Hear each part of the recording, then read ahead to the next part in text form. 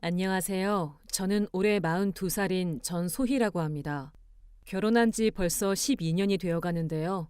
저희 남편은 성격도 온화하고 저한테도 정말 잘해줘서 시댁과도 큰 문제 없이 지내왔어요. 특히 시어머니께서는 저를 정말 친딸처럼 아껴주셔서 동서들이 부러워할 정도였습니다. 시댁은 3남 1녀의 대가족이고 저는 막내 며느리예요. 큰아주버님은 건설업을 하시고 작은 아주버님은 공무원으로 근무하고 계시고 시누이는 결혼해서 대구에 살고 있어요. 시어머님은 평생 정말 검소하게 사셨습니다. 옷 한 벌도 몇 년씩 입으시고 음식 남기는 법이 없으시고 전기료 아끼려고 여름에도 에어컨은 절대 틀지 않으시고 선풍기만 사용하셨어요. 가끔 제가 어머니 더우시니까 에어컨 틀까요? 하면 이런 데서 뭘 틀어? 옛날엔 이것보다 더 더워도 잘 살았어 하시면서 절대 허락하지 않으셨거든요. 시아버지께서 15년 전에 돌아가신 후로는 혼자 사셨는데 집안 살림도 정말 꼼꼼하게 하시고 용돈도 아껴 쓰시는 분이었어요. 5년 전에 저희 남편이 사고로 명을 달리한 후에는 더 아껴 쓰셨죠. 저희가 용돈 드리면 너희들이 더 써야 할 곳이 많으니까 나는 괜찮다 하시면서 받기를 사양하시곤 했습니다.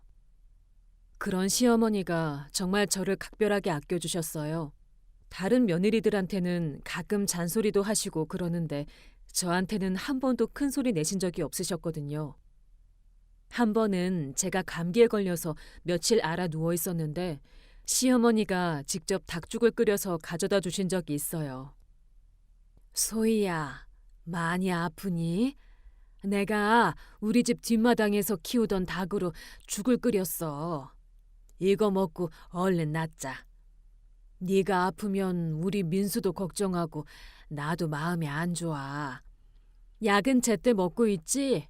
병원은 갔다 왔고? 며느리가 아프면 시어머니가 챙겨줘야 하는 게 당연한 거야. 어머니, 이렇게까지 하실 필요 없는데요. 그냥 푹 쉬면 금방 나을 텐데 번거롭게 죽까지 끓여주시고 정말 감사해요. 어머니도 감기 옮을까 봐 걱정되는데 너무 가까이 오지 마세요. 내가 뭐 그렇게 약한 줄 아니? 나는 80까지도 거뜬한 사람이야. 너나 빨리 먹고 낫기나 해. 우리 민수 퇴근하면 또 걱정할 텐데 남편 걱정시키지 말고 어서 좋아지자. 그런 시어머니였는데 한 달 전에 정말 끔찍한 일이 일어났습니다. 그날은 화요일이었는데 시어머니께서 평소처럼 오전에 동네 전통시장에 장을 보러 가셨어요. 매주 화요일과 금요일에는 꼭 시장에 가서 일주일치 반찬거리를 사오시는 게 시어머니의 루틴이었거든요. 그런데 오후 2시쯤에 남편한테서 다급하게 전화가 왔어요. 소희야, 지금 어디야? 큰일 났어. 우리 어머니가 사고 나셨어. 지금 대학병원 응급실에 계시는데 상태가 많이 안 좋으시대. 빨리 병원으로 와줘. 나도 지금 회사에서 나가는 중이야. 큰형도 연락했고 둘째 형도 오고 있어. 그 말을 듣고 저는 손에 들고 있던 설거지 수세미도 그냥 놓고 급히 옷을 갈아입고 병원으로 달려갔습니다. 택시를 탔는데 기사님한테 제발 빨리 가주세요 하면서 계속 재촉했던 기억이 나요. 병원 응급실에 도착해 보니 이미 시댁 식구들이 다 모여 있더라고요. 큰아주버님, 큰형님, 작은 아주버님, 작은 형님까지 모두 얼굴이 새하얗게 질려 있었어요. 소희야, 왔구나. 어머니 상태가 정말 심각하시대. 횡단보도 건너시다가 좌회전하던 화물 트럭한테 치이셨어. 그 트럭 운전사가 음주운전이었다고 하네. 완전히 취해가지고 신호도 제대로 안 보고 운전한 거야. 지금 응급수술 들어가셨는데 의사가 각오를 하라고 그러더라. 머리를 많이 다치셨대.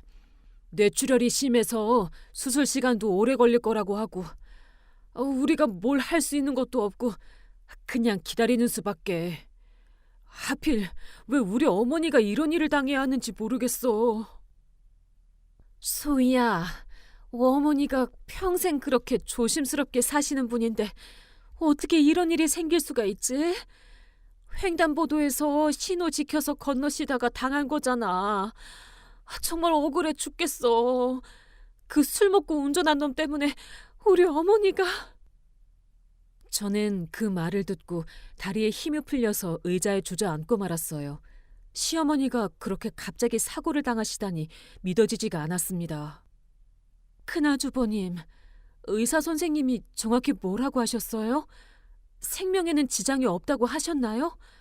수술만 잘 되면 괜찮아지시는 건가요? 제발 희망적인 얘기 좀 해주세요.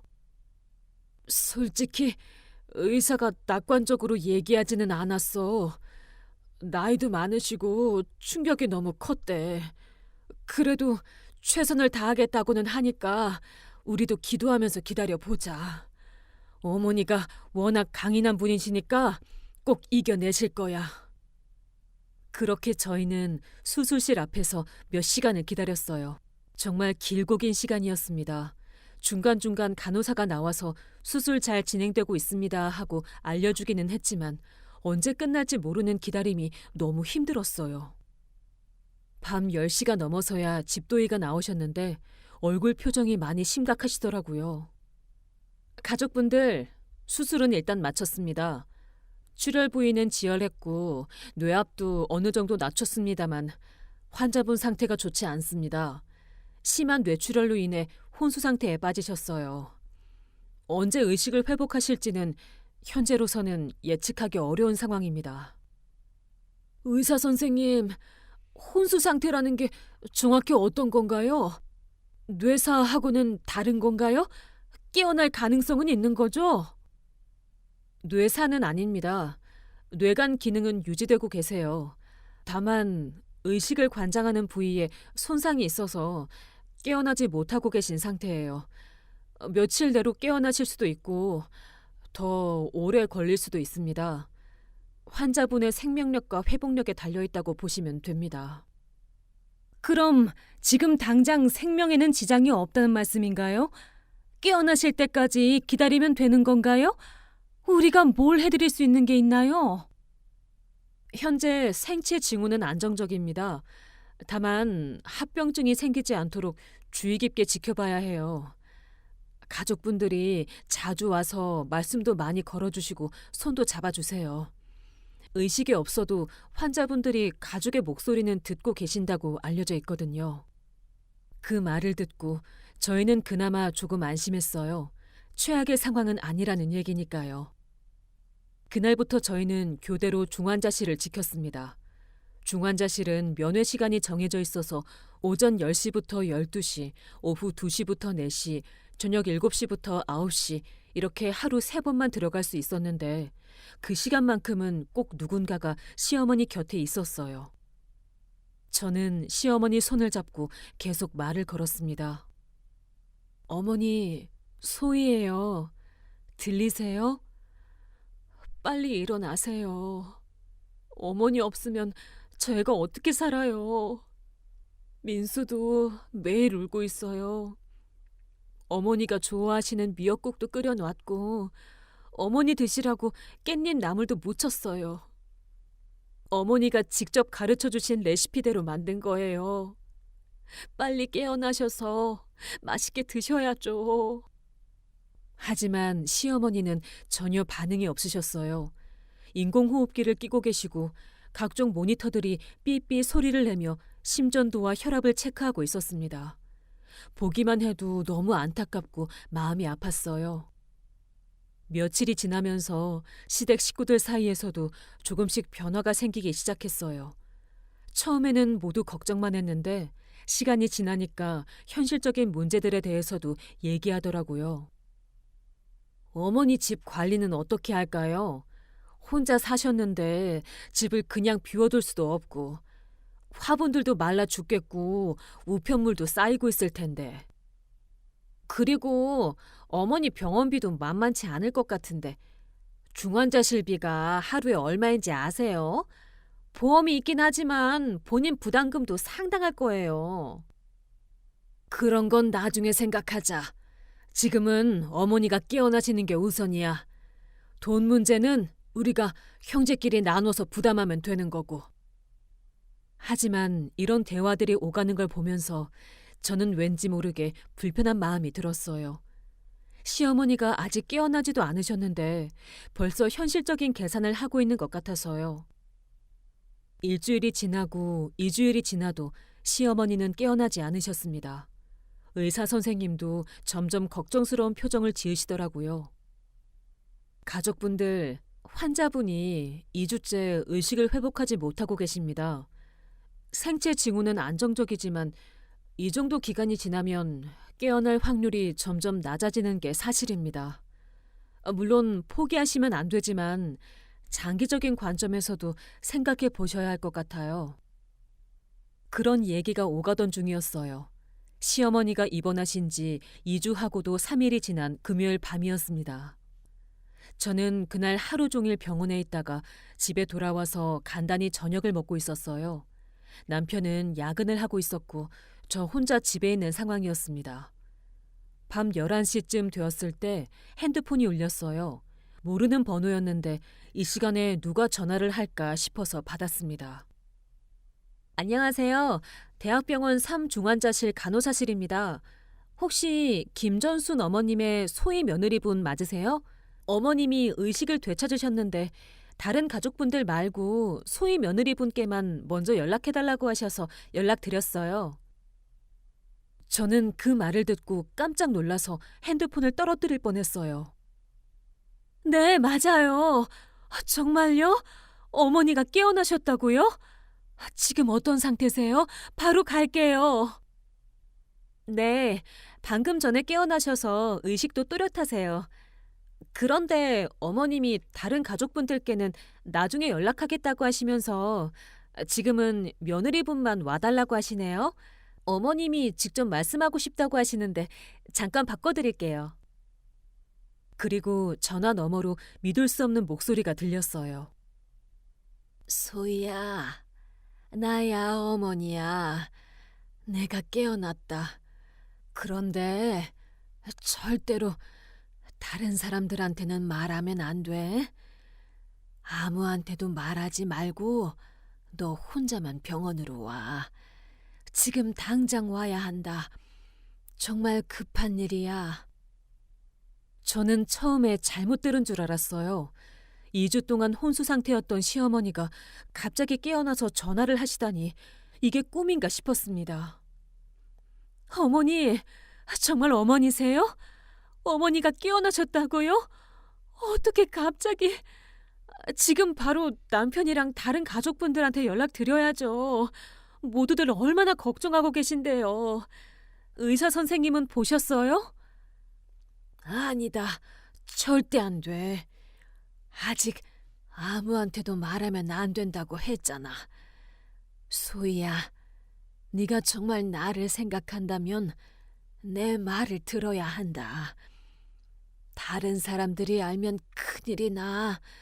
너만 와, 혼자서. 간호사한테도 비밀로 해달라고 했어. 목소리가 너무 절박하고 다급하셔서 뭔가 심상치 않다는 생각이 들었어요. 하지만 시어머니가 깨어나셨다는 기쁨이 더 컸습니다. 알겠어요, 어머니. 지금 바로 갈게요. 그런데 정말 괜찮으세요? 어디 아프거나 하지 않으세요? 2주 동안 의식이 없으셨는데 갑자기 깨어나시면 몸이 많이 힘드실 텐데요. 나는 괜찮다. 의사는 아직 안 봤어. 간호사가 의사 부르러 갔는데 그 전에 너한테 먼저 연락한 거야. 빨리 와. 시간이 없어.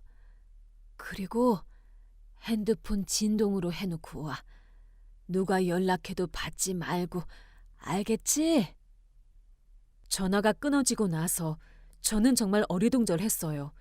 시어머니가 깨어나신 건 너무나 기쁜 일인데 왜 다른 가족들한테는 알리지 말라고 하시는지 이해가 안 됐습니다. 하지만 시어머니 목소리가 워낙 절박하시고 2주 만에 깨어나신 상황에서 뭔가 특별한 이유가 있을 거라는 생각이 들었어요.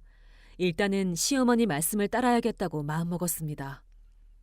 저는 급히 옷을 갈아입고 병원으로 향했습니다. 택시를 타면서도 계속 이상한 생각들이 머릿속을 스쳐 지나갔어요. 시어머니가 왜 그러시는지, 무슨 일이 있는 건지 궁금하고 걱정도 됐습니다.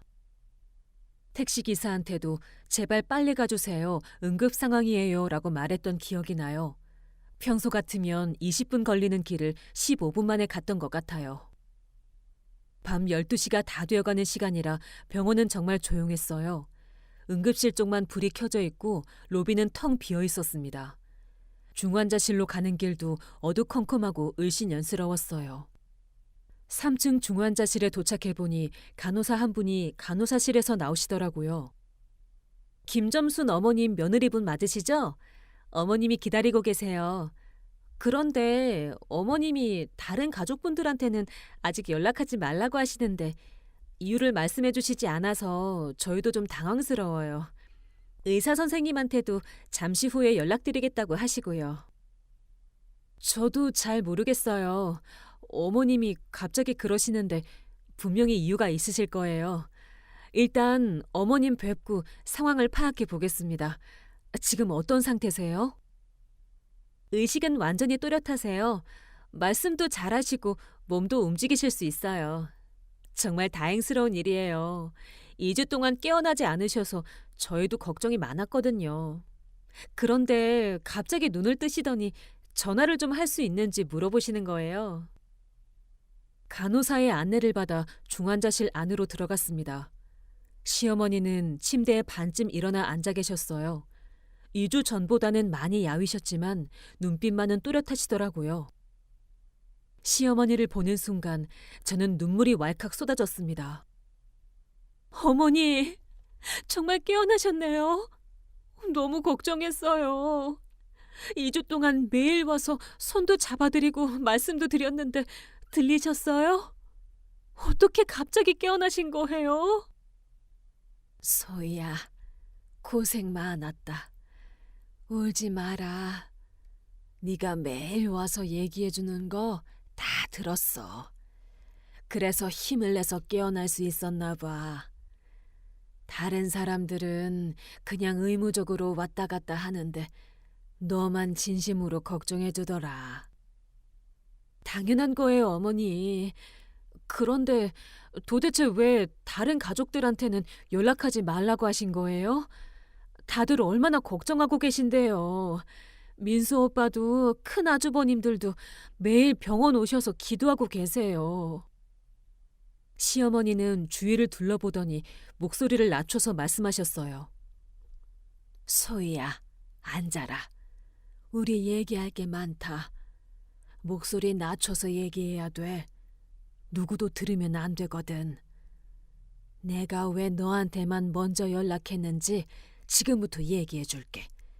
정말 중요한 얘기야. 저는 시어머니 침대 옆 의자에 앉았습니다. 시어머니 표정이 너무 심각해서 긴장이 되더라고요. 소희야, 너는 정말 좋은 며느리야. 12년 동안 나를 친어머니처럼 대해줘서 고맙다. 내가 아플 때도 병원에 데려다주고 생일 때도 항상 챙겨주고 명절 때도 고생하면서 음식 준비하고 정말 고마웠어. 어머니, 갑자기 그런 말씀을 왜 하세요? 며느리로서 당연한 일인데요. 그보다 지금 몸은 괜찮으세요? 어디 아픈 데는 없고요? 몸은 괜찮아. 그런데 내가 혼수 상태일 때 꿈 같은 걸 꾸었어. 아니, 꿈이 아니라 현실을 본 것 같기도 하고. 어쨌든 정신이 없는 상태에서도 주변에서 일어나는 일들을 어렴풋이 알 수 있었어. 어머니가 뭘 들으셨다는 말씀이에요? 시어머니는 잠시 망설이시더니 더욱 목소리를 낮추셨어요. 큰 며느리와 둘째 며느리가 병실에 왔을 때 하는 얘기를 들었어. 그리고 큰아들, 둘째 아들이 복도에서 하는 대화도. 내가 깨어나지 못할 거라고 생각하고 벌써 내 재산 얘기를 하더라고. 집은 누가 물려받을 건지, 통장은 어디에 있는지 그런 얘기들을. 저는 그 말을 듣고 정말 충격을 받았어요. 어머니, 설마요. 그분들이 그런 얘기를 했을 리가. 아마 어머니가 잘못 들으신 거 아닐까요? 의식이 없으신 상태에서는 환청 같은 것도 있을 수 있다고 하던데요. 아니야, 분명히 들었어. 큰 며느리가 어머니 통장이 어디에 있는지 알아봐야겠어. 병원비도 내야 하고 이런 식으로 얘기하는 걸 들었어.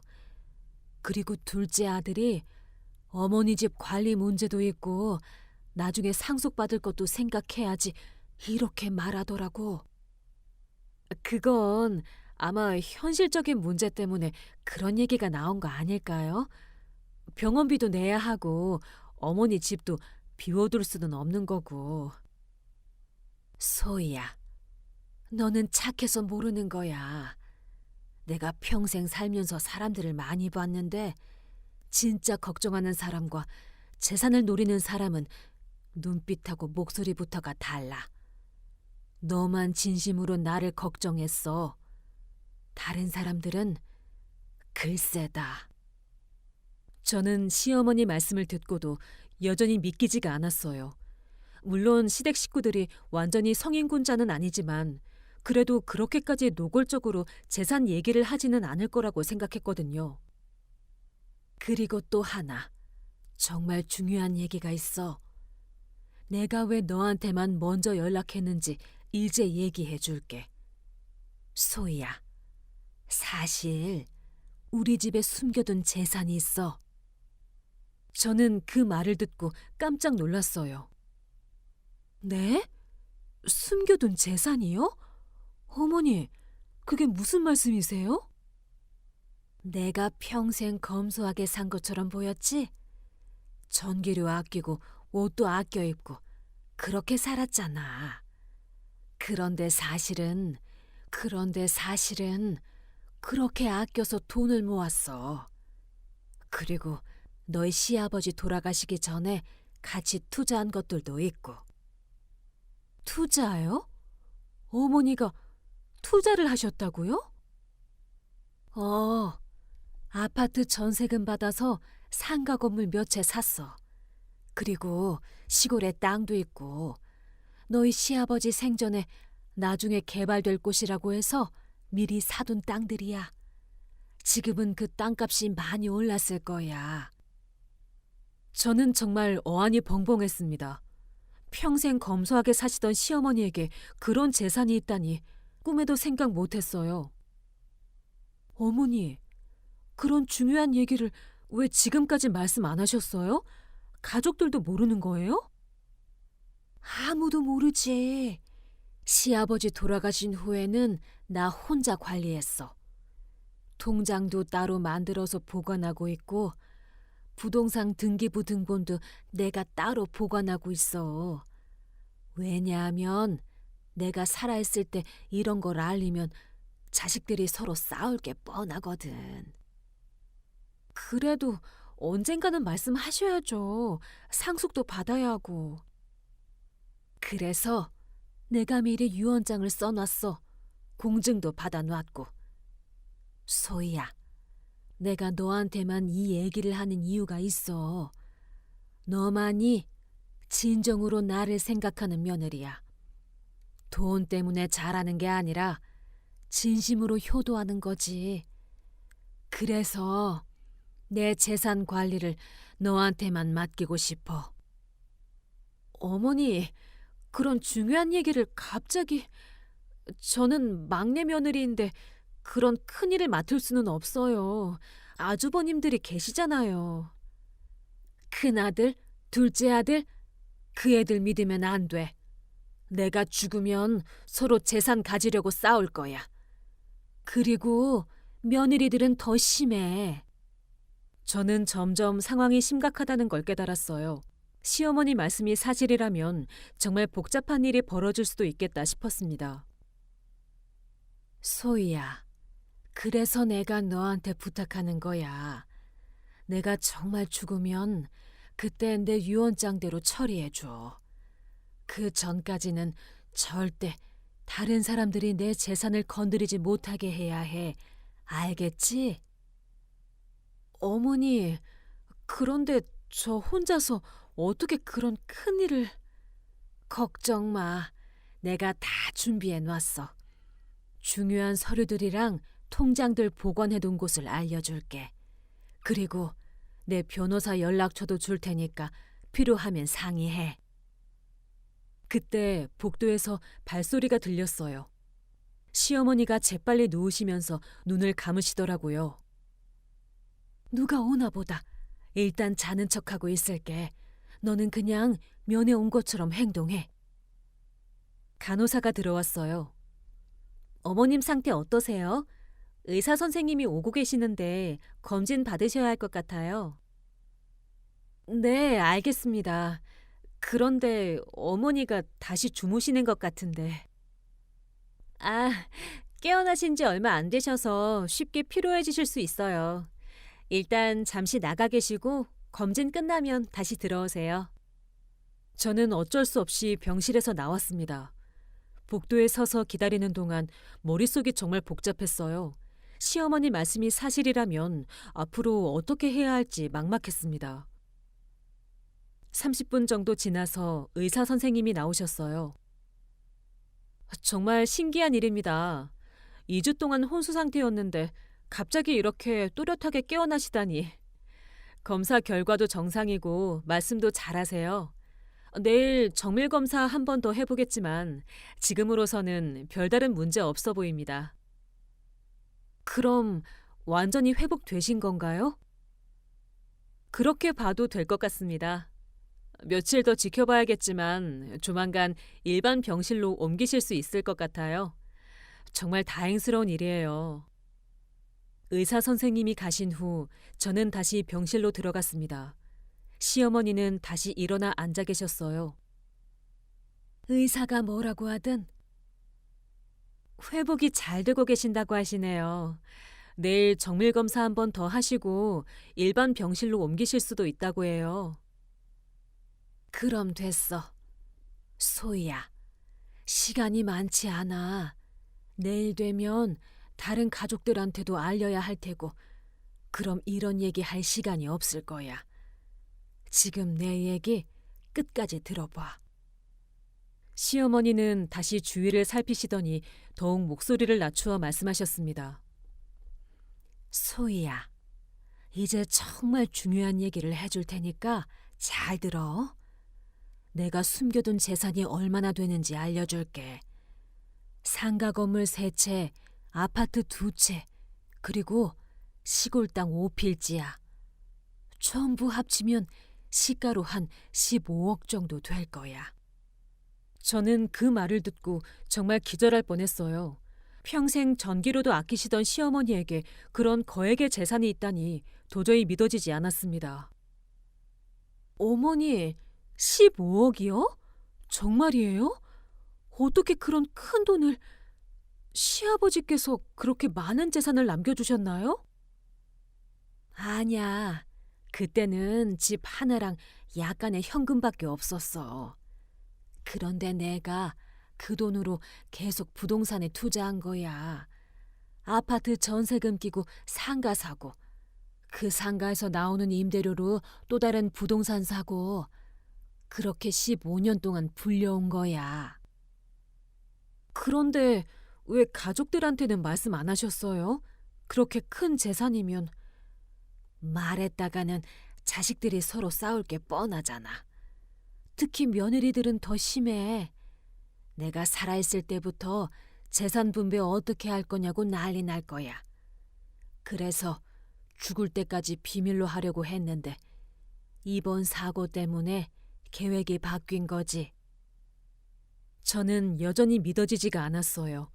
하지만 시어머니 표정이 너무 진지하시고 거짓말을 하실 분도 아니라는 걸 알고 있었기 때문에 점점 현실로 받아들이게 되었습니다. 그리고 소희야, 내가 왜 너한테 이 얘기를 하는지 알겠지? 나는 원래 재산을 자식들한테 똑같이 나눠주려고 했어. 그런데 이번 사고 나고 나서 생각이 완전히 바뀌었어. 무슨 말씀이세요? 내가 혼수 상태에 있는 동안 자식들이랑 며느리들이 한 짓들을 봤거든. 큰 며느리는 벌써 내 집 드나들면서 뭔가 찾고 다니더라고. 둘째 며느리도 마찬가지야. 저는 할 말이 없었어요. 시어머니 말씀이 맞았거든요. 저는 정말 시어머니가 깨어나시기만을 바랐는데 다른 가족들은 현실적인 문제들을 먼저 고민하고 있었던 것 같아요. 그래서 내 유언장을 바꾸기로 했어. 원래는 자식들한테 똑같이 나눠주려고 했는데 이제는 너한테 가장 많이 줄 거야. 전체 재산의 절반 정도. 나머지는 자식들이 나눠가지고. 어머니, 그런 큰 결정을 갑자기... 저는 막내 며느리인데 그럴 수는 없어요. 다른 가족들이 알면 어떻게 해요? 그럼 뭐 어때? 내 재산인데 내가 주고 싶은 사람한테 주는 거지. 더 중요한 건 네가 내 뜻을 제대로 이어받아 주는 거야. 내가 평생 모은 재산을 헛되이 쓰지 말고 좋은 일에 써달라고. 시어머니가 갑자기 주위를 더욱 조심스럽게 살피시더니 아주 작은 목소리로 말씀하셨어요. 소희야, 잘 들어. 우리 집 안방 옷장 오른쪽 끝에 서랍이 있지? 그 서랍을 빼내면 뒤쪽 벽에 작은 금고가 있어. 벽지로 가려져 있어서 잘 안 보이는데 자세히 보면 사각형 모양으로 벽지가 잘린 부분이 있을 거야. 금고요? 어머니 집에 그런 게 있었어요? 시아버지 돌아가시기 전에 설치한 거야. 그때는 현금만 조금 넣어뒀는데 그 후로 계속 중요한 서류들 보관하고 있어. 비밀번호는 너 우리 집에 시집 온 날짜야. 2012년 5월 12일 501212 이렇게 누르면 돼. 저는 그 말을 듣고 정말 놀랐어요. 제 결혼 날짜를 비밀번호로 해놓으셨다니. 어머니, 제 결혼 날짜를요? 그래. 네가 우리 집에 온 날이 가장 기쁜 날이었거든. 그래서 그걸로 비밀번호를 정했어. 그 금고 안에 내 모든 재산 관련 서류가 들어있어. 통장, 부동산 등기부등본, 임대계약서, 그리고 새로 쓴 유언장까지. 어머니, 그리고 하나 더. 혹시 모르니까 이중으로 안전장치를 해놨어. 신정로에 있는 한빛 법무법인 김정호 변호사한테도 내 유언장 사본을 맡겨두었거든. 내가 죽으면 그 변호사가 유언장을 공개하게 되어 있어. 변호사까지... 소희야, 혹시 내가 다시 위험해지거나 정말 죽게 되면 다른 가족들이 내 집에서 뭔가 찾기 전에 네가 먼저 가서 그 금고한 서류들을 가져와야 해. 절대 다른 사람들한테 들키면 안 돼. 알겠지? 어머니, 그런 중요한 일을 제가... 너밖에 믿을 사람이 없어. 그리고 김정호 변호사한테도 미리 얘기해 뒀어. 소희라는 며느리가 찾아가면 내 유언장 관련해서 상담해달라고. 변호사 명함도 금고 안에 있으니까 필요하면 연락해. 그때 갑자기 시어머니 얼굴이 창백해지시더라고요. 어머니, 괜찮으세요? 얼굴이 안 좋아 보이는데. 어지럽네. 머리가 좀... 소희야, 내 말 잊으면 안 돼. 금고 501212. 시어머니가 갑자기 머리를 부여잡으시더라고요. 그리고 몸을 앞으로 기울이시는 거예요. 어머니! 어머니! 간호사님! 간호사님! 저는 급히 간호사 호출 버튼을 눌렀어요. 시어머니는 계속 머리를 붙잡고 아파하시더라고요. 어떻게 되신 거예요? 갑자기 머리 아프시다고 하시면서. 소희야, 금고 절대 다른 사람들보다 먼저. 시어머니가 그 말을 마치시고 눈을 감으시더니 다시 의식을 잃으셨어요. 의사 선생님, 응급 상황입니다. 의료진들이 우르르 몰려와서 시어머니를 응급처치하기 시작했어요. 뇌압이 다시 높아지고 있습니다. 재출혈 가능성이 있어요. 응급수술 준비하세요. 이제 밖으로 나가주세요. 저는 어쩔 수 없이 중환자실 밖으로 나왔어요. 머릿속이 온통 복잡했습니다. 복도에서 1시간 정도 기다리는 동안 정말 많은 생각이 들었어요. 시어머니 말씀이 사실이라면 정말 큰 문제가 될 수도 있겠다는 생각이 들었습니다. 그런데 새벽 2시쯤 되어서 남편한테서 전화가 왔어요. 소희야, 지금 어디야? 병원에서 연락 왔는데 어머니가 깨어나셨다는 거야? 왜 연락 안 했어? 나 지금 병원 가는 중이야. 저는 깜짝 놀랐어요. 시어머니가 다른 사람들한테는 말하지 말라고 하셨는데 벌써 연락이 간 거예요. 어떻게 알았어? 나도 지금 병원에 있어.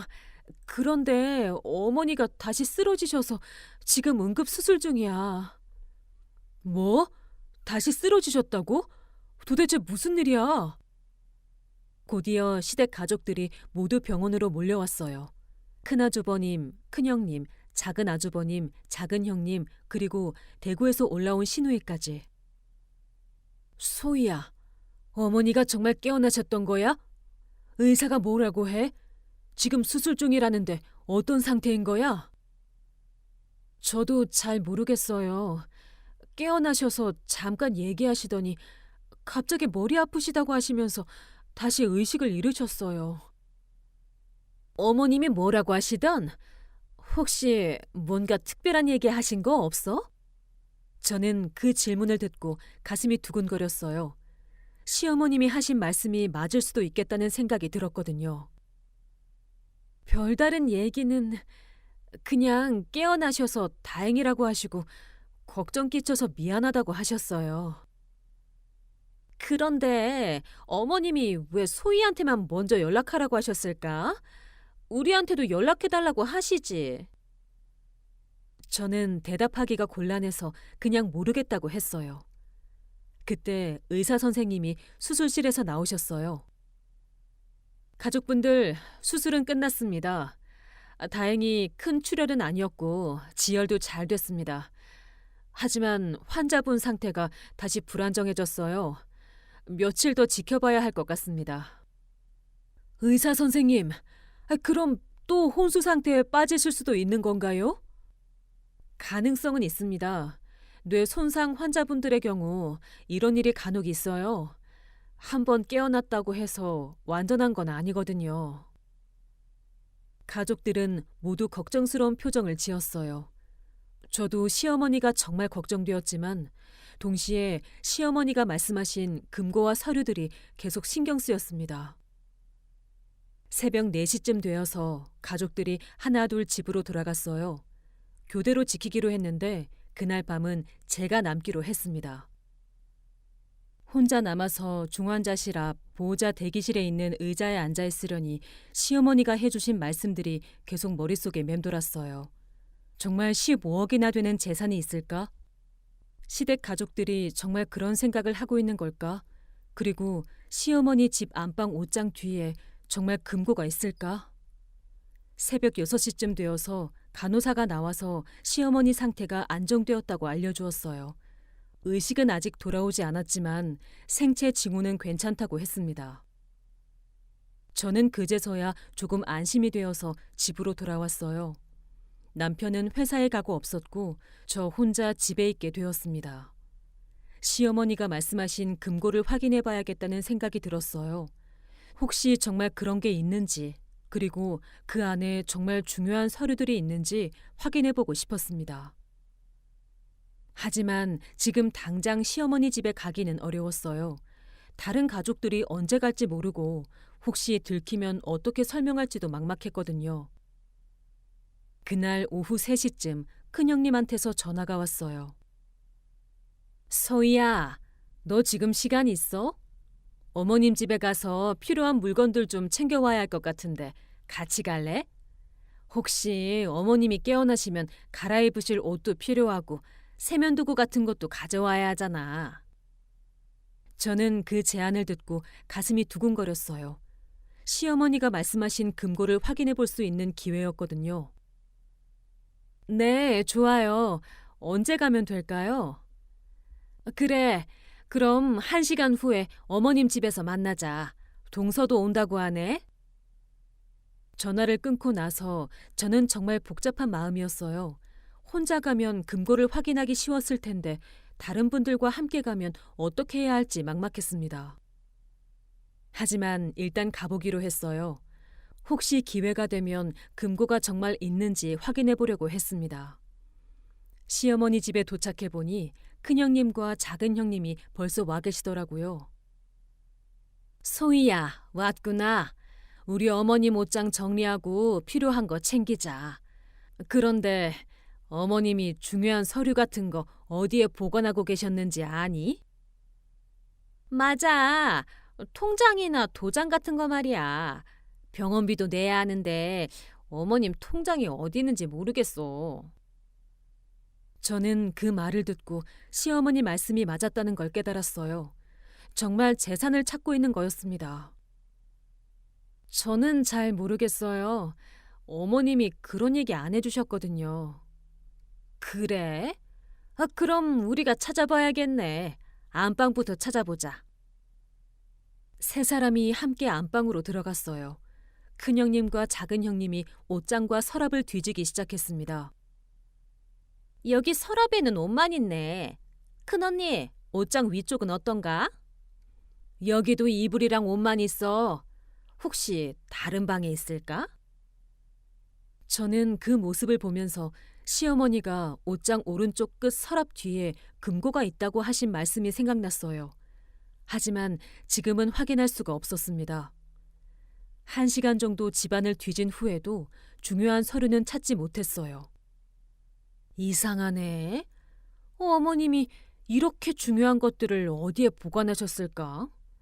은행에 안전금고라도 있나? 내일 은행에 가서 물어봐야겠어. 일단 오늘은 옷이랑 세면도구만 챙겨가자. 그날 밤 저는 계속 금고 생각만 했어요. 시어머니가 정말 그런 곳에 중요한 서류들을 보관해 두셨을까? 하지만 다른 사람들과 함께 가서는 확인할 수가 없었습니다. 다음날 아침에 병원에 갔는데 시어머니는 여전히 의식이 없으셨어요. 의사 선생님은 상태가 안정적이지만 언제 깨어날지는 모른다고 하셨습니다. 그런데 오후에 큰 아주버님한테서 연락이 왔어요. 소희야, 우리 어머니 통장을 은행에 가서 찾아봤는데 생각보다 잔고가 별로 없더라. 병원비 낼 정도는 되지만 혹시 어머니 다른 은행에도 통장이 있을까? 저는 그 말을 듣고 시어머니가 말씀하신 숨겨진 재산이 정말 있을 수도 있겠다는 생각이 들었어요. 저는 잘 모르겠어요. 어머님이 그런 얘기 안 해주셨거든요. 며칠이 지났는데도 시어머니는 깨어나지 않으셨어요. 그리고 시댁 가족들의 행동이 점점 더 수상해지기 시작했습니다. 어느 날 저는 혼자 시어머니 집에 갈 기회가 생겼어요.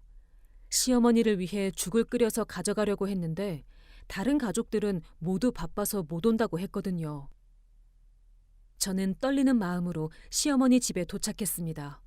문을 열고 안방으로 들어가서 옷장을 살펴봤어요. 옷장 오른쪽 끝에 있는 서랍을 조심스럽게 빼내보니 정말로 뒤쪽 벽에 사각형 모양으로 벽지가 잘린 부분이 있었어요. 저는 가슴이 두근거리면서 그 부분을 누르니 작은 금고가 나타났습니다. 시어머니 말씀이 정말 사실이었어요. 비밀번호 051212를 입력하니 금고가 열렸습니다. 안에는 정말 많은 서류들이 들어 있었어요. 통장만 해도 7개나 되었고 부동산 등기부등본도 여러 장 있었습니다. 그리고 새로 쓰신 유언장과 변호사 명함도 있었어요. 통장 잔고를 확인해 보니 정말 놀라웠습니다. 모두 합치면 3억이 넘었어요. 그리고 부동산 서류들을 보니 정말 시어머니 말씀대로 상가 건물과 아파트, 땅까지 있었습니다. 유언장을 보니 정말 저한테 전체 재산의 거의 절반을 상속한다고 되어 있었어요.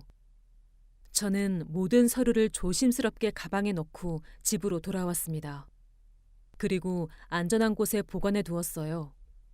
그런데 그 다음 날 정말 충격적인 일이 일어났습니다. 오전에 병원에서 연락이 왔어요. 시어머니 상태가 급격히 악화되었다는 거였습니다. 급히 병원에 가보니 의사 선생님이 심각한 표정으로 말씀하셨어요.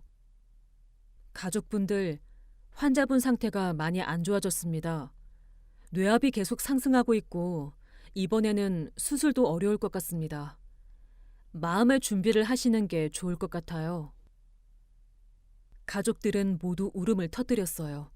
저도 눈물이 멈추지 않았습니다. 그날 저녁 시어머니는 가족들이 모두 지켜보는 가운데 조용히 숨을 거두셨습니다. 장례식 준비를 하면서 시댁 가족들의 행동을 지켜보니 어머니 말씀이 정말 맞았다는 걸 알 수 있었어요. 장례식이 끝나고 며칠 후 큰아주버님이 가족회의를 하자고 하셨어요. 어머님이 돌아가셔서 정말 슬프지만 현실적으로 처리해야 할 일들이 있어. 유산 정리 문제 말이야. 어머님 집이랑 통장 정리를 해야 하는데 혹시 유언장 같은 게 있는지 찾아봐야겠어. 맞아. 그리고 어머님이 다른 재산도 있을 수 있으니까 꼼꼼히 찾아봐야지. 오빠들, 저도 딸인데 상속받을 권리 있죠? 이런 대화를 들으면서 저는 시어머니가 왜 그렇게 실망하셨는지 알 수 있었어요. 며칠 후 저는 시어머니가 알려주신 변호사 사무소에 찾아갔습니다. 소희님 맞으시죠? 김점순 어르신께서 말씀해 주셔서 기다리고 있었습니다. 어르신이 돌아가셨다는 소식 들었어요. 유언장 관련해서 상담받으러 오신 거죠? 네, 맞습니다. 어르신께서 정식으로 공증받은 유언장을 저희 사무소에 맡기셨어요. 그리고 유언 집행자로 소희님을 지정하셨고요. 이제 유언장을 공개하고 상속 절차를 진행해야 합니다. 저는 변호사의 도움을 받아서 유언장을 공개했습니다. 가족회의 자리에서 변호사가 유언장을 읽어주었는데 모든 가족들이 깜짝 놀랐어요. 고인께서 남기신 재산은 총 시가 15억 원 상당입니다. 상가 건물 3채, 아파트 2채, 토지 5필지, 그리고 현금 3억 원입니다. 이 중 50%는 막내 며느리 소희님에게, 나머지 50%는 자녀분들이 균등 분할하여 상속받으시게 됩니다. 15억? 어머님이 그렇게 큰 재산이 있으셨다고요? 어떻게 소희가 절반을 받는 거예요? 이건 말이 안 되잖아요. 맞아요. 며느리가 친자식들보다 더 많이 받는다는 게 말이 돼요? 이 유언장이 정말 진짜예요? 혹시 위조된 거 아니에요? 정식으로 공증받은 유언장입니다. 고인께서 작년에 직접 오셔서 작성하셨고 올해 초에 한 번 더 수정하셨어요. 법적으로 완전히 유효합니다. 가족들은 받아들이기 어려워했지만 법적으로 문제가 없는 유언장이었기 때문에 어쩔 수 없었어요. 그런데 며칠 후에 정말 놀라운 일이 벌어졌습니다. 큰아주버님이 저한테 연락을 해서 유언장에 이의를 제기하겠다고 하는 거예요. 소희야, 미안하지만 우리가 변호사를 통해서 유언장 무효 소송을 내기로 했어. 어머님이 정신이 온전하지 않은 상태에서 쓴 유언장일 수도 있거든. 저는 그 말을 듣고 정말 당황했어요. 하지만 김정호 변호사가 그런 일에 대비해서 미리 준비해뒀다고 하더라고요. 소희님, 걱정하지 마세요. 고인께서 그런 일이 있을 거라고 예상하고 계셨어요. 유언장 작성 당시 정신 감정도 받으셨고 의사소견서도 있어요. 그리고 여러 증인들도 있고요. 결국 재판이 시작되었는데 시어머니가 준비해 놓으신 증거들 덕분에 저희가 승소했습니다. 재판 과정에서 시댁 가족들의 여러 가지 행동들이 드러났어요. 시어머니가 혼수 상태일 때 재산을 찾아다닌 것들, 그리고 시어머니를 제대로 돌보지 않았던 것들이 모두 밝혀졌습니다. 결국 유언장대로 상속이 이루어졌고 저는 시어머니가 남겨주신 재산을 받게 되었습니다. 그리고 가끔 시어머니 산소에 가서 이런 말씀을 드려요. 어머니, 제가 어머니 뜻대로 잘하고 있어요. 어머니가 평생 모으신 재산 헛되이 쓰지 않을게요. 그리고 어머니가 저를 그렇게 사랑해 주셔서 정말 고마웠어요. 지금 생각해보면 시어머니는 정말 지혜로운 분이셨어요. 사람의 마음을 꿰뚫어보는 능력이 있으셨고 진심으로 자신을 사랑하는 사람을 알아보실 줄 아셨거든요. 그 2주 동안의 일들을 돌이켜보면 정말 드라마 같았어요. 혼수 상태에서 깨어나신 시어머니가 저한테만 비밀을 털어놓으시고 그 비밀이 결국 진실로 드러나는 과정까지. 여러분도 가족 간에 진심으로 사랑하고 배려하는 관계를 만들어 가세요. 돈이나 재산보다 훨씬 소중한 게 진정한 가족의 정이니까요. 시어머니는 돌아가셨지만 저에게 정말 큰 교훈을 남겨주셨어요. 진심으로 사람을 대하면 그 마음이 통한다는 것, 그리고 가족이라는 이름으로 서로를 이용하려고 해서는 안 된다는 것을요. 지금도 저는 시어머니가 살아계실 때와 똑같은 마음으로 시어머니를 그리워하고 있습니다. 그리고 언젠가 하늘에서 다시 만날 때까지 시어머니가 원하시는 삶을 살아가려고 노력하고 있어요. 여러분들도 주변에 있는 가족들을 돈이나 이익 때문이 아니라 진심으로 사랑하고 아껴주세요. 그래야 나중에 후회하지 않을 수 있을 거예요. 긴 이야기 끝까지 들어주셔서 정말 감사합니다.